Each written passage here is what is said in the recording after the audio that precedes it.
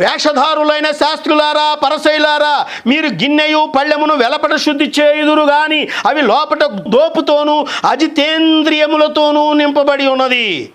గుడ్డి పరసయుడా, గిన్నెయు పళ్ళెము వెలపట శుద్ధి చేయనట్లుగా ముందు వాటిని లోపట శుద్ధి చేయాలన్నాడు. అజితేంద్రియులు అంటే వాళ్ళు అంటే ఏంటి?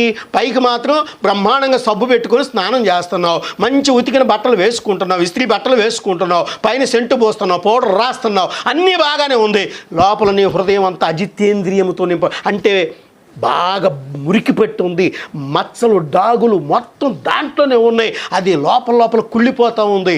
మనం ఒక్కోసారి చూడండి, ఒక సహోదరుడు ఇంటికి వెళ్ళినప్పుడు అయ్యగారండి వందనాలు, నా దగ్గర ఏమి లేదండి, ఈ యాపిల్ పండు తినండి అంది. అమ్మ నాకు వద్దులేరా తల్లి, నాకు అవసరం లేదు అని అంటే మా పాస్టమ్ గారు కూడా అమ్మ పాస్టమ్ గారు తీసుకోండి అమ్మ అంటే సరే నేను సైజ్ చేసే తీసుకుందామా, బ్యాగ్లో పెట్టుకుంది. బ్యాగ్లో పెట్టుకున్న తర్వాత మేము బయటికి వెళ్ళిపోయాం.